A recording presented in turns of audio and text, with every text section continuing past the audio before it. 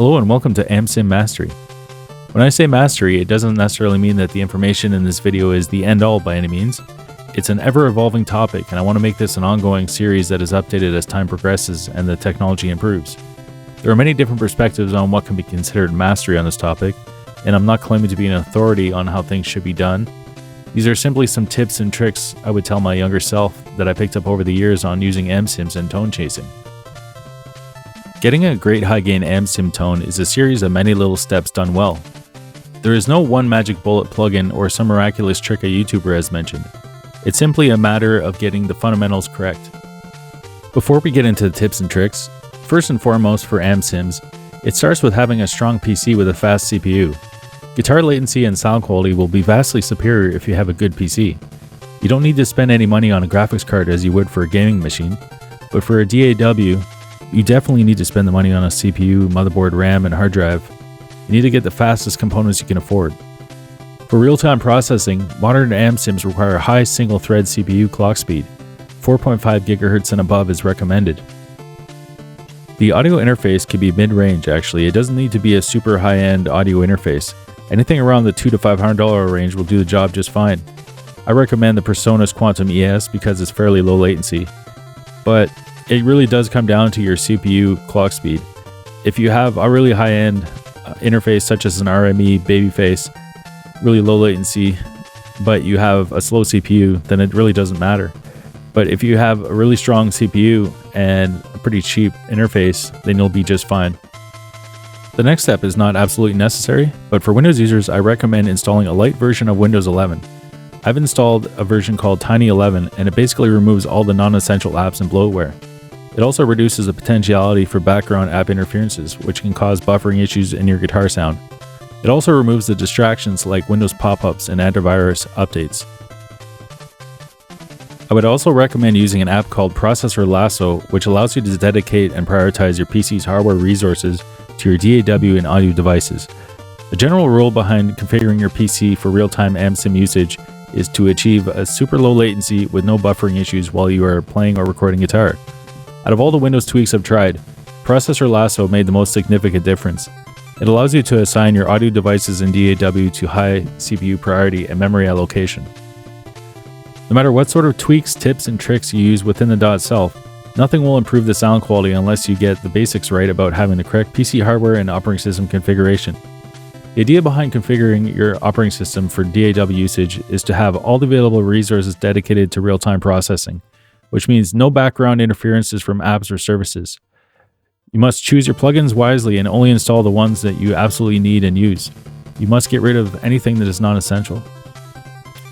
Once you have everything in order with your PC, audio interface, and guitar, you'll need to choose an AmSim plugin to get you started. There are dozens and dozens of different paid-for and free AmSim suites available, so where do you start? For me personally, I've dabbled with every AmSim suite on the market, and I tend to go back to Neural Amp Modeler because it's constantly evolving and there's new free tones released every day. So basically, I'm just going to provide 5 links to my top 5 high-gain AmSim tones in the description below. Now that you've got Neural Amp Modeler installed and a few different captures downloaded, you're going to need an IR pack. For certain NAM captures, the IR is baked into it. It's called the full rig capture. But for, I would say, more than 50 to 60% of them, they don't have any IRs. It's just the head alone. So you're going to need some sort of impulse response capture pack. I recommend the Bogrin Digital Downtune and the Mesa Boogie official pack, but I'll link some free ones as well in the description below. For high gain tones, you're also going to need a boost pedal plugin for the attack on the chugs. There are many good ones out there, but for now I'm just going to recommend the Shoeless Drive one by Wavemind because it has a tuner and gate built in. When recording demos, it's a good idea to have one guitar hard pan left and one guitar hard pan right 100%. So I recommend creating a bus channel or a parent folder in Reaper and routing the left and right guitar tracks to that bus. This allows you to use fewer plugins and keep your CPU usage lower, which means less chance of audio glitching and lower real-time latency response. On the guitar bus, you want to keep it simple and just run an EQ and impulse response loader if the NAM capture doesn't have an IR built in. But just go easy on the plugins when recording in real time and just recording and tracking. You can also run mastering and effects plugins on the guitar bus, but remember that overusing them can easily cause digital phase issues and make your tone sound cheap, fake, and overly digital. It's fine to use a bit of tape saturation, compression, and wideners during the final mastering stages, but it has to be used sparingly. And just remember that it's not good to be using these sort of plugins when you're just tracking. It can introduce latency and just bog down your session. So just a quick recap. For now, you should just need 3 tracks within your DAW, a left and right guitar track hard panned 100%, going into the bus with an EQ and stereo IR loader. After you got your guitar plugged into your audio interface, the next step is to add some input gain to the source so that your guitar sounds nice and full.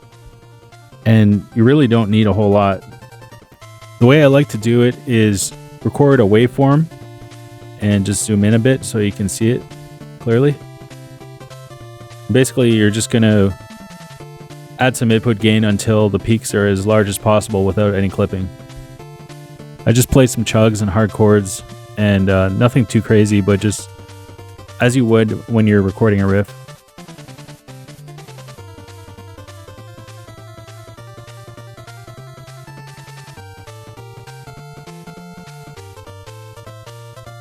That's sufficient. So in terms of equalization, it really depends on what your amp sim requires. This is kind of a touchy, subjective subject because it all depends on what your mix requires, the IR, the amp sim, the capture. There's many factors that go into how you're going to equalize it and how you're going to approach it. So there's not just a cookie cutter sort of approach to this. Like a lot of people on YouTube, they'll say create 3 points and create like a high pass, low pass filter and a bit of a mid scoop. And then some people will even look for annoyances that they don't really need to be looking around because that's just the way that the amp sim sounds. They don't need to dull it out. And the thing is that this cookie cutter approach doesn't work for every amp sim. It's really a matter of figuring out what your IR and amp sim require. So I'm using a 5150 capture. It was just released today actually, and recorded a riff so I don't have to juggle the mouse and guitar at the same time. And basically I'm just gonna listen to what it needs. So right away I hear it's a little bit dark and dull, so I'm gonna try and boost the high end a little bit. And there's a tiny bit of honkiness, not much at all.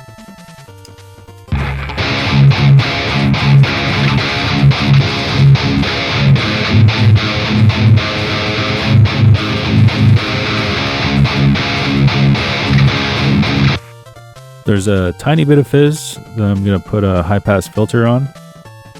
Low pass rather.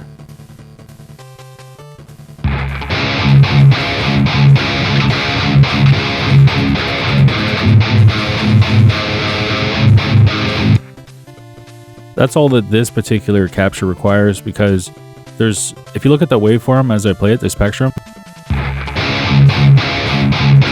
it's already perfectly good for a mix. You don't need to put on a low pass, high pass filter. It's already been done, it seems. So you don't need to muffle the sound any more than it has to be.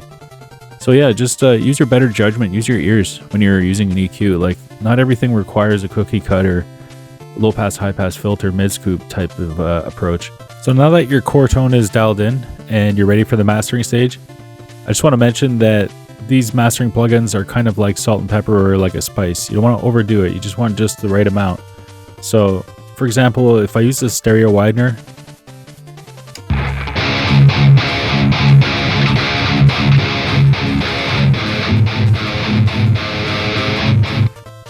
it starts sounding pretty cheap and phasey above 50% or so. So you got to find the sweet spot.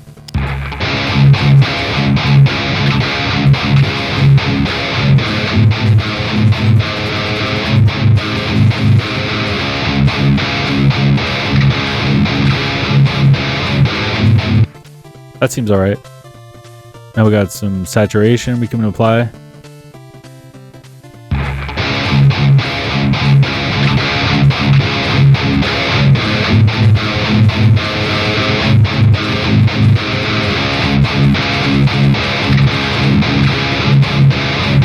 right about there. And now I have a tape saturator, another one.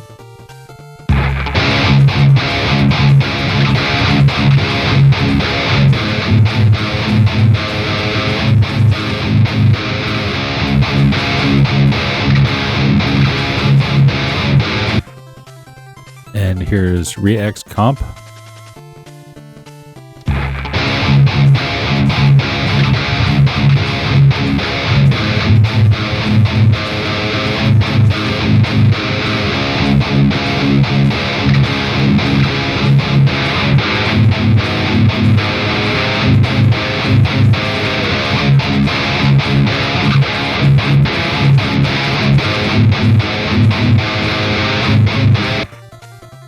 So yeah, you don't want to go too heavy on it. Just apply just a tiny little bit per plugin. And that way it still sounds true to your tone, but it's just a more enhanced version, a more polished version of it. Alright, so we're going to do a quick recap of everything we just went over. Modern amp sims rely on machine learning / AI to emulate the sound frequency response of an amp sim, which is very CPU intensive. So the very first step is to get yourself a PC with a strong enough CPU to achieve low latency feel and zero buffering / audio glitches. The PC resources go up significantly every time you add plugins per track, so make sure your PC is powerful enough for a full mixing session with dozens of plugins running. The key to getting a great amp sim tone is very simple and a matter of finding the right amp sim with the right impulse response. Most mid-range audio interfaces are perfectly fine. You can plug directly into it without requiring a DI box. After you've chosen an amp sim that works for you, most of the tone is in the impulse response. You'll need to spend a lot of time sorting and experimenting which blend of IR combination works best for that particular capture / plugin. I recommend using a plugin called NadIR by Ignite as your IR loader because it can load dual IRs and it also has the ability to be set in stereo when you put it on a bus. Not every amp sim or capture will require a boost pedal, it might be baked in, but for aggressive modern metal chugs, it usually helps. The core tone is coming from having good pickups, fresh strings, a high quality amp sim / capture, and an appropriate impulse response which complements that capture. That's literally it. The tone is not coming from equalization or mastering plugins in general. If your tone doesn't sound good without mastering plugins, you need to keep working on it and searching for better captures and IRs. When using an EQ, be sure to customize it based on what your tone needs. Don't just apply a cookie cutter low pass, high pass filter with a mid scoop to every amp sim capture out there. Use your ears and figure out what it needs. It also helps to equalize in a full mix. Mastering plugins are like adding salt and pepper to your food. You want an appropriate amount to give it a nice polish, but you can easily overdo it. Oftentimes, less is more. Remember to get the core tone right in the first place. Don't rely on mastering plugins to shape your tone. Finding the right NAM captures and impulse responses can be a daunting task, as there are literally thousands to go through, so I'll be providing links in the description to get you up and running. I will also link to some free mastering plugins as well.